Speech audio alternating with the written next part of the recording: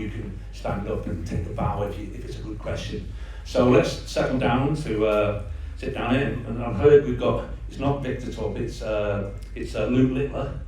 Apparently, he's been in there playing darts, and he's not bad at it. So I heard. So anyway, good to see you guys again. So I'll ask our first question. I'm sure you know what the format is. I ask a couple of questions, you don't answer them, and we'll skirt around the neighbourhood, and then we'll ask another one. I'm only kidding. I've done this with, well, you've been man of match 2 or 3 times, and so I feel as if I almost know you. Yeah. Yeah. Who's get who? So, with that in mind, I'll ask Louis the first question. Louis, is it Louis or Lewis? Louis, yeah. Louis, I thought it was, yeah. After being on loan to Coventry in the 23-24 season, what were the reasons you decided to move permanently to the club in June 2024? What was the decision? I think I wanted to come back to England. I was obviously out of England for a long time and wanted to come back, be close to my family, and obviously I had the loan. I thought I've already had an experience of it, saw what a good club it was, saw the direction the club was going in, and I thought it'd be easier to come back here. I know everyone within the club, and going somewhere else and basically starting again. So yeah, that was the main factor. And who sold it to you?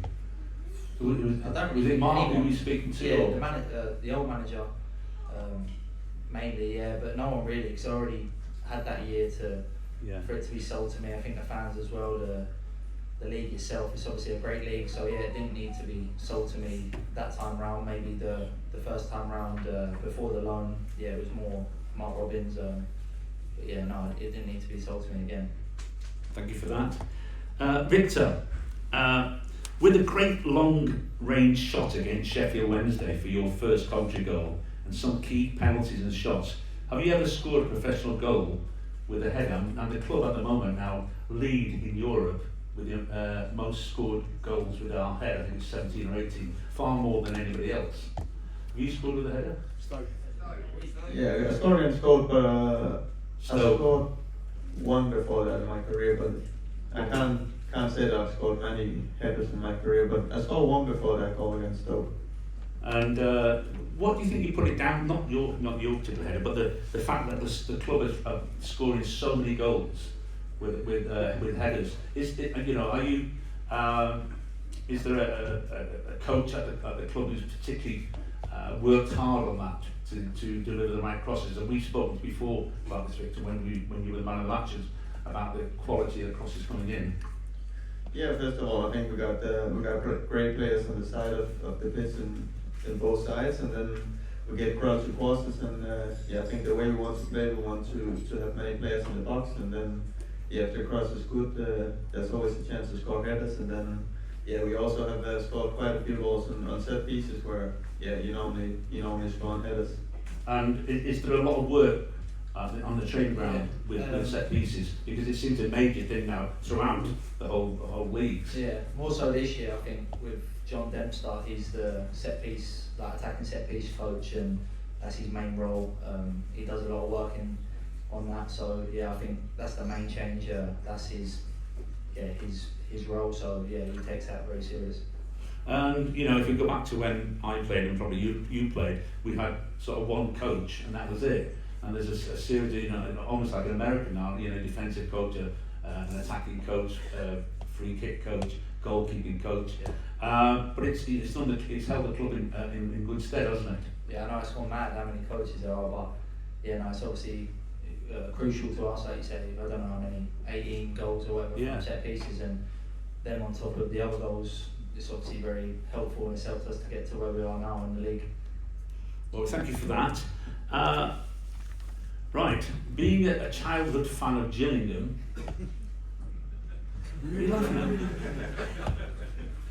right, being a childhood fan of Gillingham, do you still follow the results and league position? They're 19th in League 2 at the moment. But anyway, and what do you think of their new managerial appointment with Gareth Ainsworth? Yeah, I still follow it. My mum works there. I've got a lot. Your mum works there, doesn't she? Yeah, she worked there a long time, so hasn't she? she's to blame why I support. What does she do? Just in the offices upstairs. She's been there forever, since she left school. So she's part of the furniture, but yeah, it's her to blame why I support them, and yeah, they're not going very well at the minute. And what do you think of the appointment? Because he's got a good track record until he went to Shrewsbury. Yeah, I know. Yeah, hopefully it's good. It's their third manager this year, so that's not a good stat that they're going through managers like that. But yeah, hopefully he turns it around. Probably not this year. It's too late to make the playoffs, but next year hopefully. And when you got a free chance, do you go to see them? Yeah, all the time. I was going to go Saturday because they had Harrogate away, and obviously we were in Sheffield Friday, but I didn't get around to it in the end. But yeah, I'm always going back down. I'm surprised because it is a bit of a draw, that, isn't it? Yeah, I know. Yeah, everyone will want to Away go at Harrogate Harrogate, Saturday. yeah. But it's great that you follow your school, you know, your boyhood club. What about you, Victor? Who was your boyhood club, and do you still follow them?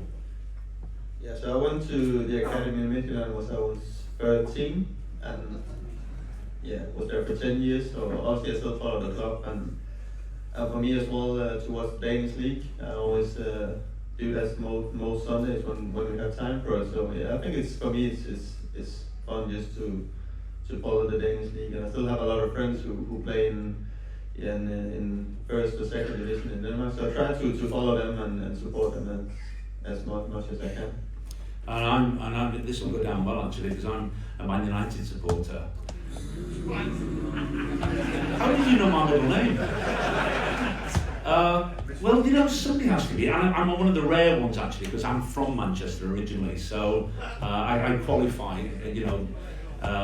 So hang on to your wallets and car keys, because I'm from Manchester. But yeah, you've got to follow your boyhood team. But when I was following them, it was George Best and Dennis Law and players like that, you know, winning the European Cup in those days. So who knows, Gillingham might do that one day.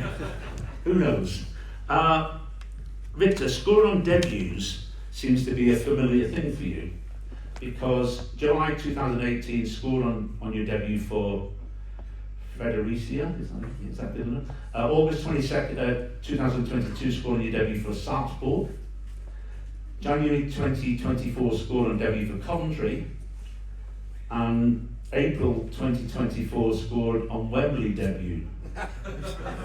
And we all know it should have stood, by the way. Yes.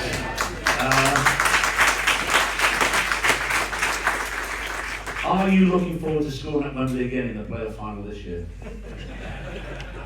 Yeah.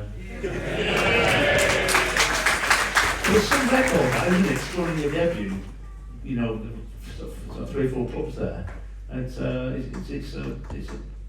you know, feather in your cap, that is. Yeah, it is a nice record, and it's not something that I really thought about before now. I always knew that I scored on my debut, but I think it's nice to get a good start in your new club. I've been moving around quite a lot, so to get a good start with a goal on your debut for 3 different clubs is a nice start, and I think it helped me get a good start the places I've been. Yeah, it's good to settle in straight away, and yeah, I wouldn't know, but... How many goals you score, Harry? Oh, let me remember. It's 2, all in the same season. 500 games, it's not bad, 1 every 150. To be honest, still, I can't remember much about the first one away at West Ham. It was temperature of 17 degrees Fahrenheit, crowd of 24,284. But this is the true story. Danny Thomas went down the right wing, crossed it. I went down the left wing, I was left back, volleyed it, and Phil Parks, the keeper at that time, it was a volley, and it was unbelievable. And he got hand to it. Word of a lie, no word of a lie, there's a scorch mark on his glove. So, and seriously, to this day now, every morning when he gets up, he has to do this. But, you know, I don't know if that's true or not. But yeah, so, and then I scored a couple, and then, you know that snogging mark where they jump round you, I couldn't do that. So I stopped doing that. When you were saying at Gillingham, what have you played at Priestfield? Yeah, I played there in the Czech trade when I was at Tottenham. But Oh, right. in that, yeah, I went back there, and obviously that was nice for me. Did you win? Yeah, I think we won 3-1. Yeah, I think I sold the ground out with all my family and friends. Really? Yeah. It's this is interesting. Having played for both England and Scotland, under 16 and under 18 teams, if an international full squad opportunity came, who would you choose? The first. Yes, whoever rang me first. Yeah. I think that's the right answer, but I played for both, and then both teams were going to the same tournament, so I had to pick, and I picked England, which didn't go down very well. And I was getting booted all over the pitch on the game, so. Oh really? And since then they hadn't asked me back, so I don't know if I pissed someone off, but that's that. And it's such a. What's the relationship then? My granddad's Scottish. His granddad's Scottish. And I'm English. Yeah, I saw that. He walked around Scottish town. So let's go back to Victor. You've played in a number of midfield roles for Coventry. Have you always been a midfielder, or was there other positions you've played in? I always see myself as a midfielder, but I actually played like winger, and I played false nine, and few games when I was 18 I even played as a centre back. But I always see myself as a central midfield, and now I see myself as that. And but I think playing different positions has helped me like improve different part of my game, and I'm thankful for that now. But now when looking forward, I see myself as a central midfielder. What about you? Are you a frustrated centre forward? Yeah. No, I played left back growing up, centre back. Always been more of a defender because I think I've been bigger than everyone else from a young age. So growing up, I was always put at the back. But left back, centre back, little bit holding midfield. That's where I made my debut in Italy. But just seems to be going further back. That's not a bad little quote, is it? Yeah, that's where I made my debut in Italy. I did it in Bedworth, but anyway, it doesn't really matter. So, the fans chant your name is based on the Spandau Ballet song Gold. Have you heard the original song? And do you know the whole song through? And do you sing it to yourself very often? My girlfriend likes to put it on the speaker at home, but to be fair, I didn't really know the song before I came here, but now, I know the song, and I really like the chant. I think it's a great chant. And when you're on the pitch, you do hear it, don't you? Yeah, And when you see, it's been, if you don't know, I do the man of the match after the game, and sorry, Louis. I don't recognise you. But seriously, defenders never get chosen. I was a defender, never got man of the match. But that's another story. But midfield players and glory hunters and all that they do. But when Victor's been up to do the man of the match, all the crowd, they always sing the songs, and it's brilliant. It's great, isn't it? It's having those fans sing your name. Yeah, I think it's great, and I think I said it before. I think there's a great feeling here between the players and the fans. That for me personally, that's the first time I experienced in this way, and I'm thankful for that. And for me personally, for the whole team, I think it helps and helps us in the games. And I'm really thankful for that. And I think there's just such a special connection between fans and the club and the players here.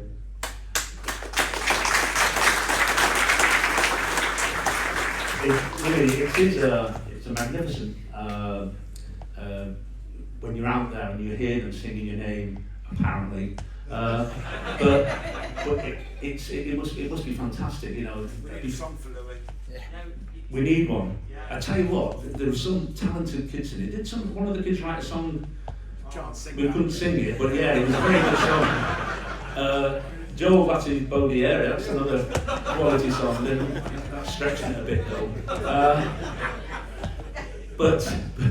So we need to get a song. But that, the one that really gets everybody, I think, is just before the kick-off. How does it go? We live and die in this town. Thank you. Oh, we go into the rooms around the club and they all sing it. Thank you for that. But she's special. It was a birthday when you got that ball, wasn't it? Anyway, we'll talk about that later. But when they sing that, it brings tingles on you. Do you feel it in the crowd, on the pitch from the crowd? Definitely. I've said time and time again, the fans are like a 12th man at times, and I think we've shown that, especially at the start of the season against Oxford coming back, Luton coming back, and I don't know if many teams would come back like that, but the fans spur us on. And I knew Coventry were a big club before signing, but I didn't realise how big the fan base was, and home and away, every game sold out, and yeah, it's credit to them. Yeah, I think, I'm not sure, but I think we must have one of the best away following. So because we sell out everywhere we go, and it's down to all these coaches and coaches. How many coaches do you send? Well, there's always one. See, always one. Well, he says a coach is more of a minibus. But when I say a minibus, it's an estate car. But they still go. Building you up there. Look, 8th for Wembley. That's fine. Let's move on then. Louis. Who has been the toughest striker you have come up against in your career, and how did you deal with them? I don't want to name drop, but Zlatan. I think I come on it was just after half time. Who is playing for? Bologna. Bologna, yeah. And we were 2-0 down with 9 men, and we got to the 85th minute, 2-1 up, and then the game ended 4-2. And yeah, Zlatan bent one top corner, and I tried to get in the way of it, but yeah, there was no chance. He was just seemed like everything he'd done was just like. He's a monster as well, isn't he? Yeah, he's a big boy. Yeah, yeah. He needs to work on his confidence, though. I said that to him. He didn't like it. No, but yeah, when I was out there was some top strikers, and yeah, it just. How does the game differ? You know, because in the past the Italians it was sort of slow, quick, slow. Yeah. It's slow. I think that's why so many players go on until they're late 30s, 40s, because the games are much slower. There's one game a week. It's very tactical, which over here you're obviously playing every few days, and the games are so frantic. But yeah, no, I'd just say the football's a lot slower out there. And what about the way of living? Do they still approach the? Yeah, I'm not sure Coventry compares to Como, but yeah, it's a nice way I live in. It's very laid back, very chilled, which I did like as well. Oh, brilliant! I mean, it's fantastic that you can play in Italy, have that experience. Do you think it's helped you over here? Yeah, I did say when I first come here, although I was English, I'd never played in England professionally, so it was a bit foreign to me. Although I don't think many people realise that, because I was an English boy coming here, but my normal was Italian football, because I'd sort of been there for 4 years and sort of been moulded to that, so it took time for me to get to grips with the way things are done here. And do you speak the language? I try a little bit, but I'll butcher it, so. Oh, yeah. Yeah. Well, you don't need to over here, do you? No, exactly. Unless you're in an Italian restaurant. Victor, we talked about it with Louis, but how was Coventry sold to you when you joined in January 24, and what was the main reason you signed for us? Yeah, I think growing up as a Danish boy, obviously always following English football. I think for me, yeah, it was always been the biggest country in terms of football. And then I knew Coventry was a big club, and then I talked with the owners and Mark Robbins at the time about the style of play and all that. And after all the talks and all the discussions, for me it was a no-brainer. And then came over here, and I think my first game was Leicester at home last year, and the atmosphere of that, I didn't play, but being in the stands for that game was, after that I was just blown away by the support, coming from Norway, playing in front of 4,000 in average a game, and then to this no-brainer for me to come here. To be fair, you know, having played for Coventry, I've played in front of 4,000 as well in the past. And the crowds, on a serious note, have really taken off these last few years. I mean, under Mark Roberts initially, it's just moved up every year. And we're looking at full houses nowadays, which wasn't heard of in the past. So it's down to you boys and to the fans that are making it so exciting. So long may it rain. Well, not rain. Sunshine on the righteous. Have you noticed my tan? What do you think about the beard? I know, I look a bit like my mum, don't I? So, don't tell her.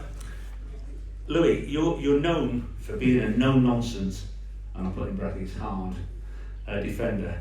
Is this the position you have always played? I know you said that you've played a different one, but and will we see a first professional goal in the final at Wembley? I hope so. I think you got more goals than me, you were saying there. Took 500 games, by the way. Yeah, Yes. well, I'm on the way to that. No, I'm due one, but yeah, I think, like I said there, the way I play is a bit different to English players because where I've been brought up, like abroad. But yeah, no, I've always been a defender, and yeah, hopefully that goes on the way. You know what? I think he's lacking in the game today, and I think I'm pleased like you and what's the name of the centre back? Bobby enjoyed defending. You know, it's a thing. You know, we've sort of football's been moving away from that for the last 10, 15 years. I think everybody thinks they're a ball player. You know, everyone want to play in midfield and move it forward and whatever. And it's good, but your first love must be defending. Yeah, no, I do think, like you say, it's down to the academies. Like when you're growing up now, it's more how good are you with the ball than how well you defend, which is a bit of a shame because defenders should defend, and it's the same with goalies. I think I was having this chat with Ben Wilson earlier that goalies now are assigned if how well they are with their feet, not keeping the ball out of goal. So Yeah. it's obviously the way it's going. Whether it's right or wrong, I don't know, but yeah, it's quite sad. Well, you say about how you come in the academy, because you were at the Tottenham Academy from age 6, which is unbelievable. Do you remember any of the players there they've gone on to, and who did you get to meet? Did they give you advice? What players in my youth team? In you team and when you were at Tottenham for that Yeah, time? so I was there. I left when I was 17, 18, and the last 2 years I was training with the first team, and it was like Batonga and Alder Road. At that time, I used to clean their boots, and they were good to look up to because obviously top players. And yeah, now in my youth team was Sirkin, the left back at Sunderland, Troy Parrott. But yeah, not many have gone on, to be fair, which shows that even if you're at a top club like that, it's so hard to break through. I do think sometimes being at a Championship club or League One club's a lot better because you're thrown into it earlier because they don't have the budget or whatever. So yeah, being at a top club is harder than a lower league club, I think, to get a chance. I think that's been Coventry's mantra. I mean, when I signed in 1971, I could have gone to a few clubs, but Coventry had a great youth policy, and that's gone throughout totally. And I think it's because, like you said, they didn't have the budget, and at times they had to throw you in, and you know, we had Madison and loads of players coming through, and it's because the big clubs say, you say you get an injury in midfield, we'll go and buy somebody, whereas Coventry will bring somebody through, will nurture somebody through, and I think that's a big plus for this club, and I think anybody that's in the academy at the moment must be thinking, yeah, I've got a chance here. Yeah, It's a great club. Especially the way it's going as well. Yeah, it's a great club to be at, not just for the young boys, or for us all. And yeah, I think that's why most players sign there as well, because it's a club that want to develop players, and yeah, they'll get players in the door, develop them, and then move on with them up the leagues, or if not, if the player's good, like Ocarez or wherever, they'll go on to new heights. To your Chris, what's he done since he left? We made that player. Yes, I know. He's non-stop scorer, which is brilliant. What we said about Italian football, what's the main difference, would you say, Victor, between the sort of Danish, Belgian football and the English Championship football? I think for sure, coming from Norway, I think the biggest difference was the intensity. In Norway, you play a lot of the games on artificial grass, and for me, that's a completely different game almost, because the way the ball moves and the speed of the game is just completely different than playing on natural grass. And for me, the biggest change coming here was the intensity in the games you have to bring in. As Louis said, in Italy and Norway, you play one game a week, but you play every 3 or 4 days, and you have to bring a lot of intensities into every one of those games. And I think for me, that's the biggest change. Getting my body used to playing not once a week, but twice. And what about the physical side of the game? Is that different where you were from? The tackling, the aggression shown at times. Yeah, for sure. I think a lot more duels, a lot more high speed running, a lot more aerial duels and all that. I think that's a big part of the game here that in Norway you could sort of avoid it because it is artificial and it was hard really to get into duels because you could just shift around players because the artificial grass is so fast. So that was something that I felt in my body coming here in the first months that I had to get used to.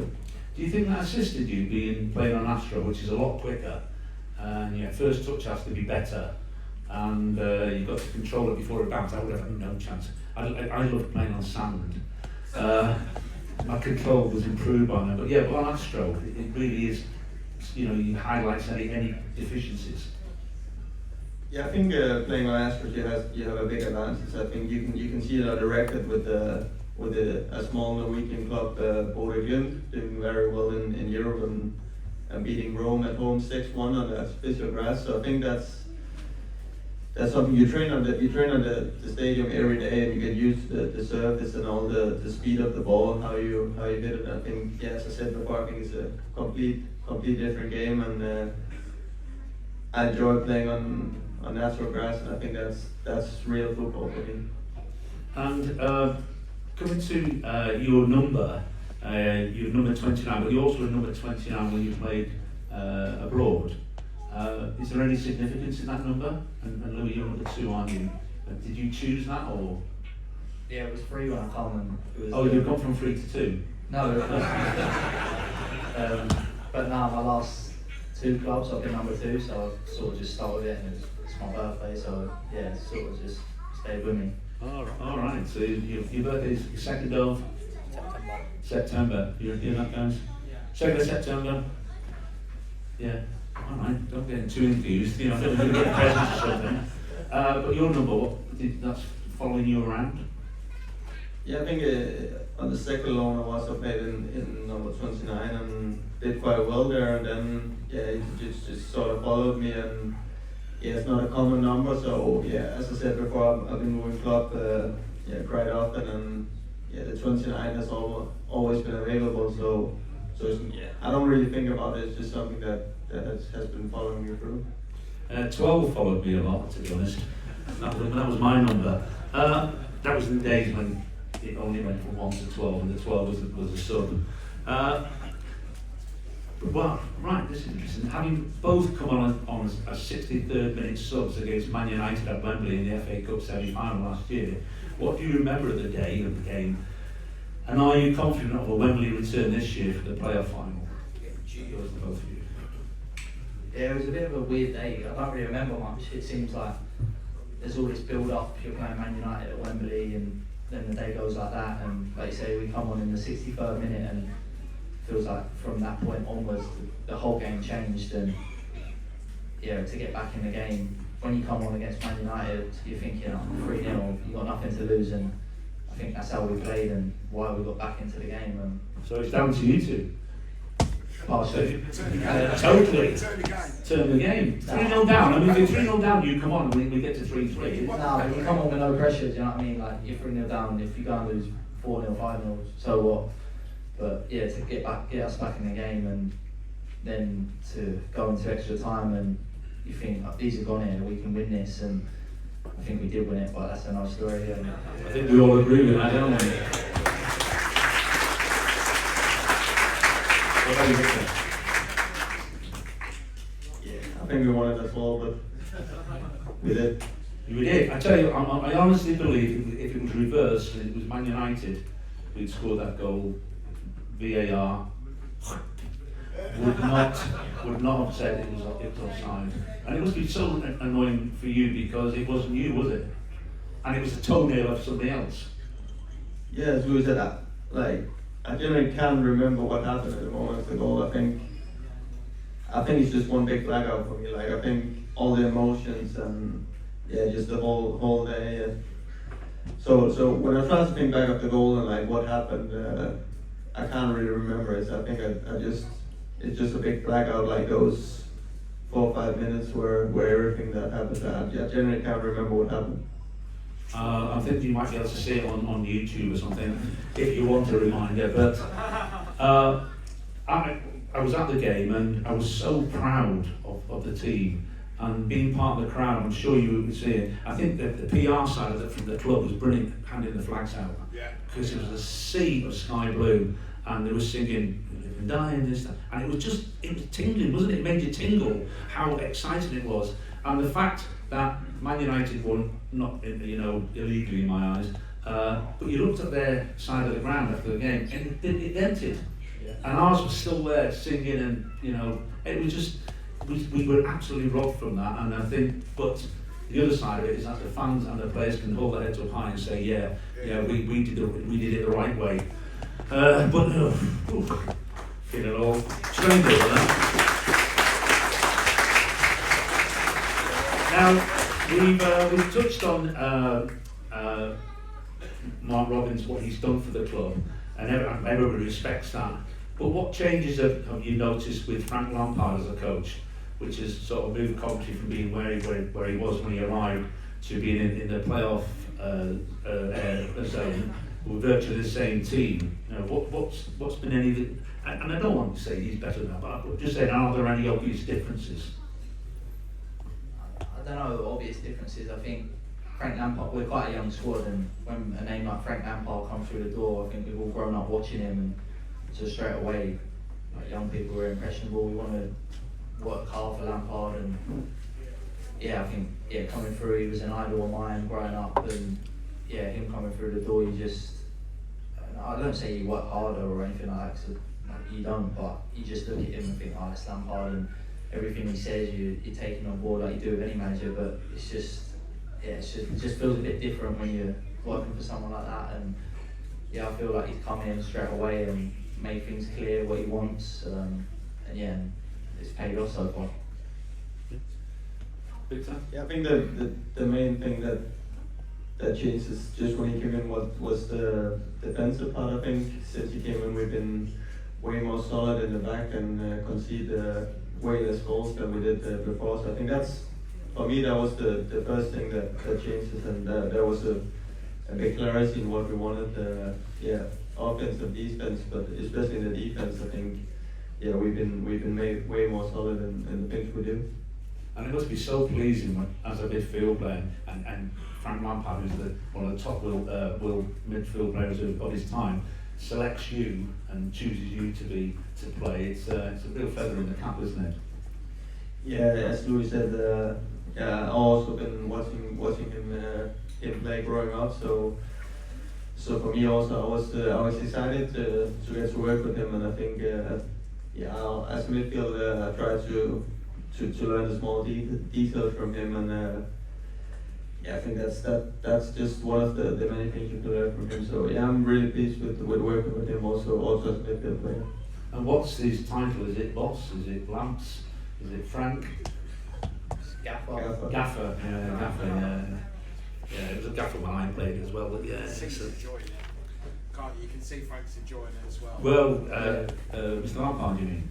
Yeah. So I didn't have first name terms there. Sullivan, Frankie.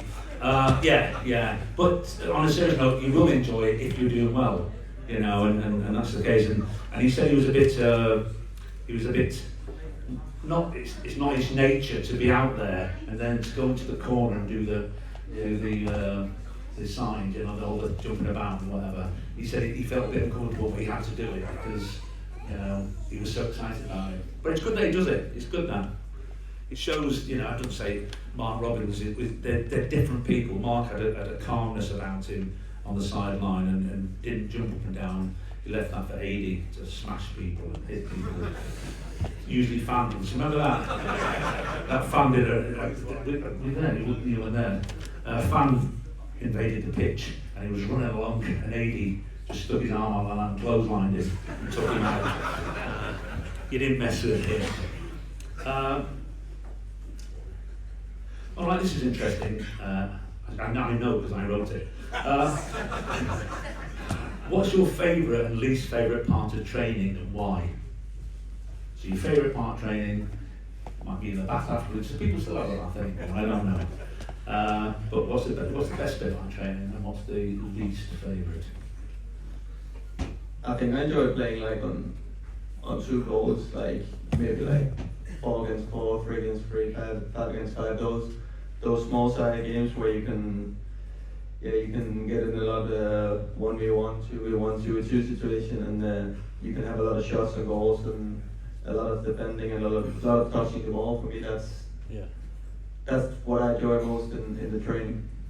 Louis? Yeah, no, like Torp said, being on the grass is obviously the best bit. That's why you go to training, and everything else is obviously the worst part because you just want to be out there playing. But yeah, probably when you turn up, we're waiting around for ages, and before we go out to train. So yeah, that's the worst bit. I suppose the worst thing in being a footballer is injury, our injuries. Oh, yeah, of course. And talking about, before we carry on, is there any news on Oliver?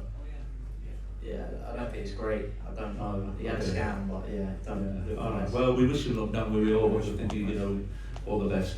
Sorry. So your favourite is the 4 versus 4 and whatever, and have lots of touches. Least favourite is what? Warm up for me. Warm up. Yeah, I think They're so structured nowadays, though. Our warm up, and seriously, we're playing what would be the Premier League, and we'd go out and we'd have a little kick about, and then the gaffer would come out and go, oh, he's had let's put a little sprint in, whatever, but it's so structured now. Before matches, it's structured. The defence coach goes to the defenders, have a little bit of possession, and the strikers are doing this, and the goalkeeper's doing that. It's so structured now, isn't it? Every session that you have. Yeah, it's almost like another training session. We're in the gym warming up before for half hour, and then we go outside for half hour, 45 minutes to warm up, and that's the worst part. Is it? Yeah. Yeah. Well, yeah, but then you get the game started, and then it's all forgotten again. The best part for me, I think, was the worst part was when they stopped back passes. That was 50% of the game on. But I love being fit, and that was one of the things that when you stop playing football, you missed to a degree. I love being able to do whatever I wanted, and the trouble is I still eat and drink as if I'm still playing, and I wasted away to the size of an elephant here. But yeah, I loved the training. I remember somebody from Coventry a couple of years saying that. Well, I might have mentioned this to you. They've got some TGIs. Do you know what a TGI is? No? Not the foods. No, not the food, no. I like the way you think, no. No, TGI is a Training Ground International. And there was players who said that, and I think I was one of them in my day, is that they could do on the training ground, they were brilliant on the training ground, but come to match day, they find a little bit more, the nerves got to them. And so you don't reflect the true ability that you got. But nowadays you have sports psychologists, psychiatrists, everything to get your mind in the right frame of mind to play a match and be confident about it. But like I said, the days that we played, that wasn't the case. There's so many things. We mentioned what was on the bench at the time, but there's so many things behind the scenes, isn't there? Yeah, I think obviously the owner's been a big part of that as well. I think since the owner's come in, especially this season, new gym, there's more gym staff, we've got a new psychologist, a nutritionist, so yeah, Doug and Claire Marie have been responsible for that, like trying the small details, trying to get it all right, so we can go and perform on the pitch. And after a game, is it true that you have to go into the cryo chamber? Because you're not ready. This is an ice cold chamber to get rid of any pains and aches and pains or whatever. But you also have to have a meal. You have to have a meal straight after the game. Yeah. Is that not the hardest thing in the world? Because nobody fancies eating straight after a game, do they? Not really, no. Personally, I don't really fancy eating any food after games, but yeah, as we talked about, I think the game has been developing that much during the years, so yeah, straight after games, it's in the cryo chamber for 3 minutes, and then trying to force down some food, and yeah, I think that's part of the game, because yeah, we play every 3 or 4 days, so recovery is a major thing of the game, and yeah, I think for me that's just a part of it, even though you don't always want to do it. Well, it's obviously bearing results from seeing where we are. Right, as usual sort of things Who has had the biggest impact on your career and why? You know, like parents, relatives, coaches, teachers, or whatever. Yeah, probably mum and dad.